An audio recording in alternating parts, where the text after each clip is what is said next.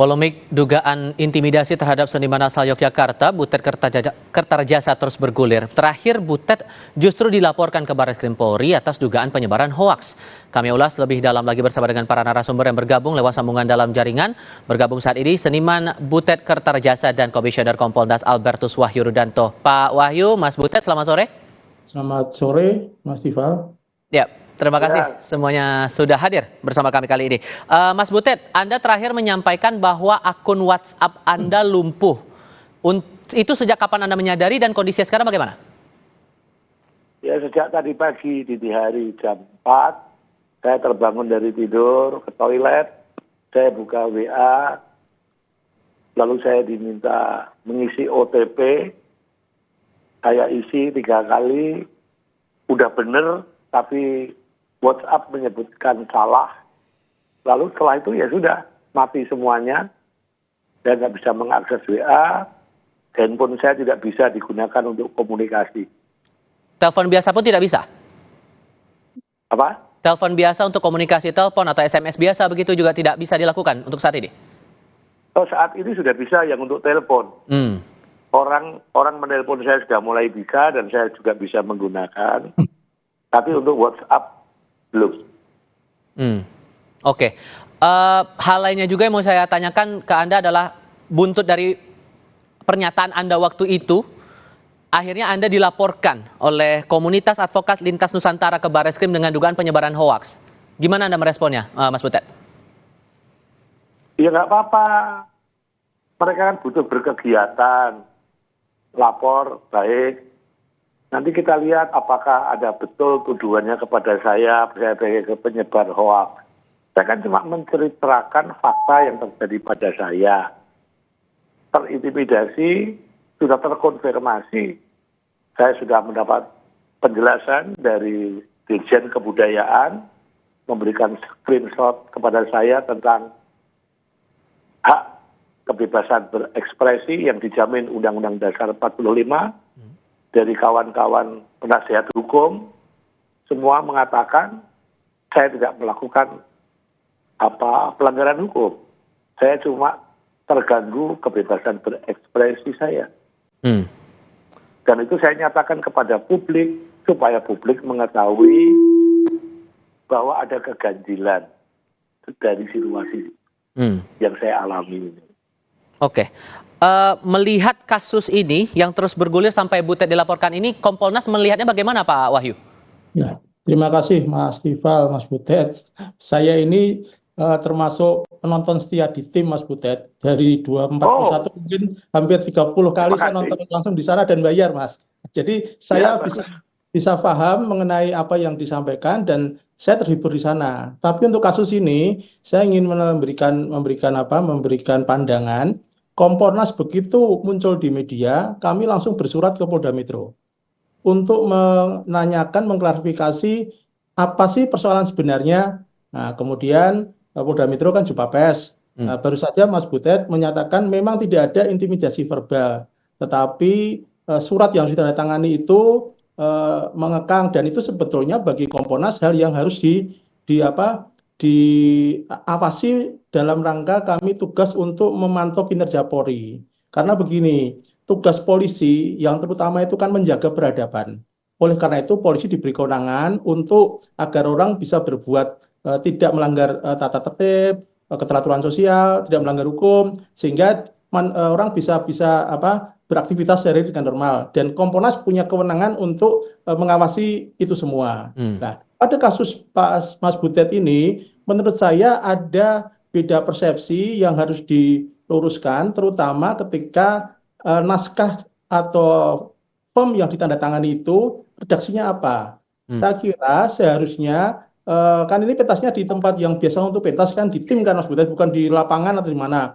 Sehingga izinnya itu izin rutin kayak pertandingan kayak nonton di bioskop lah kan, izinnya izin rutin. Nah, saya kira ini perlu ada koreksi juga dari internal Polri. Kami sudah melakukan masukan secara tertutup ke internal Polri. Dan respon dari pihak kepolisian bagaimana? Kalau dari Kompolnas kan mereka menerima masukan kami. Mereka menerima kami dan mengajak kita untuk diskusi. Artinya dalam waktu 1-2 hari ini mereka akan mengajak Kompolnas untuk melakukan diskusi bagaimana jalan keluarnya sebaiknya sehingga tidak membuat gaduh karena tujuannya baik tetapi mungkin di level bawah ini terlalu over atau mungkin Overreaktif terlalu begitu? ya boleh dikatakan ketakutan atau mungkin biasanya kan begini. Hmm. Atasan perintahnya hanya poin-poin, bawah menerjemahkan. Ini saya kira yang harus dibenahi. Karena begini, tugas polisi itu sekarang itu harus semakin cerdas. Saya ingat betul ketika saya masih kuliah itu Profesor Sabtito bilang, polisi itu kerjanya O2+H. Satu, dia punya otot, dia harus kuat, dia harus punya otak, dia harus cerdas, tiga, dia punya hati nurani. Sehingga kalau untuk laporan yang Barreskrim ini terhadap Butet, itu gimana tindakan yang harus dilakukan? Itu kaitan dengan laporan ini. Ketika ada laporan, saya tadi begitu dikontak oleh Kompas TV, langsung saya komunikasi dengan Barreskrim.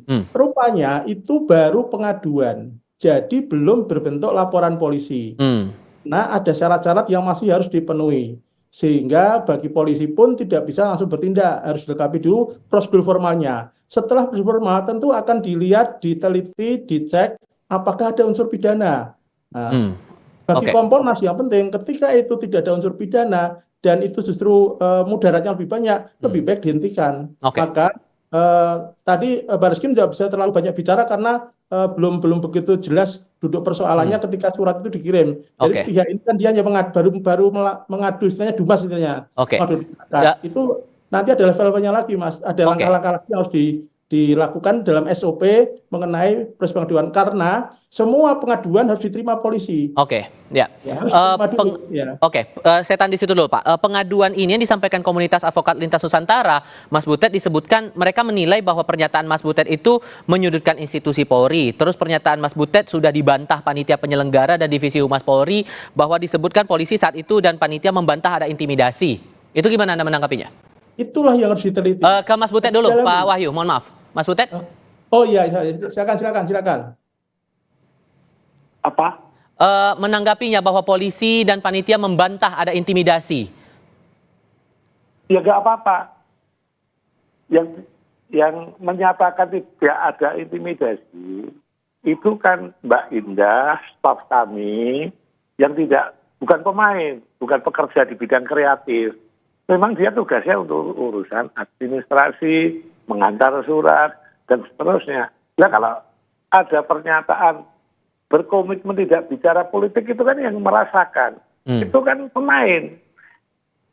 Loh ini kok seperti ini. Ya, kalau orang admin kan tidak merasakan adanya dugaan intimidasi.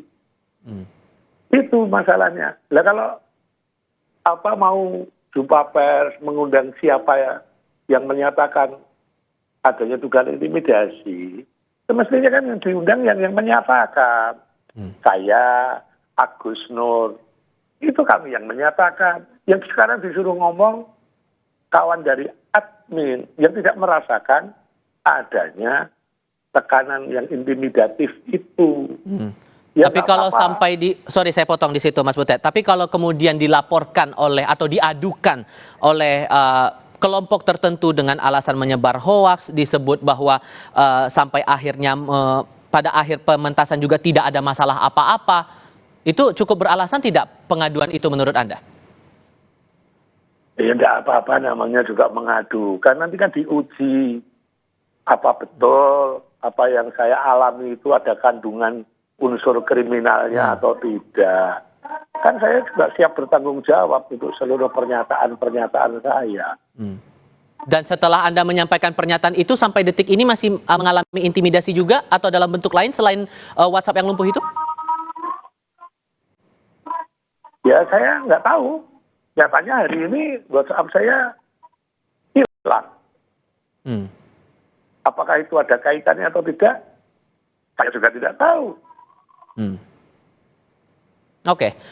Dari Kompolnas melihatnya bagaimana kemudian? Apakah bisa lewat mediasi saja perkara ini atau dalam bentuk yang lain, Pak Wahyu?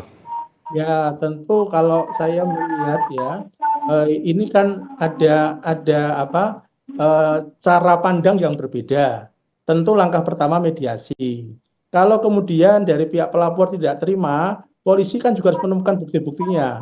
Kalau tidak ada bukti-bukti yang menyatakan itu pelanggaran hukum, polisi kan nggak bisa bertindak juga. Jadi saya kira polisi pun juga harus melihat kasus ini secara cerdas dan sensitivitas sebagai seorang pengayom itu harus kuat di situ. Baik. Sensitivitas itulah yang nanti menjadi ukuran bahwa memang polisi ini melindungi dan mengayomi. Maka Kompolnas ini ngawal terus. Ini kasus ini karena apa? Baik. Ini menjadi perhatian publik. Jadi kami kawal terus. Ya. Oke. Saya ingin menambahkan jadi soal tadi WA tadi. Kalau kita lihat secara proporsinya itu bukan kewenangannya polisi. Baik. Tapi kalau misalkan Mas Butet keberatan, kira bisa melaporkan atau bisa lewat Kompolnas, nanti Kompolnas membantu untuk menyampaikan. Baik. Sehingga tujuannya jelas agar masalah ini kan kita ini sebagai pengawal polisi ingin bahwa kebebasan berekspresi ini juga menjabat tempat yang sah dan layak dan menggembirakan orang ya. Sudah kami tangkap maksudnya Pak Wahyu. Terima kasih banyak Pak Wahyu mewakili Kompolnas sudah berbicara bersama kami. Mas Butet juga terima kasih sudah mau berdiskusi bersama kami kali ini. Selamat sore semuanya. Selamat sore. Selamat sore.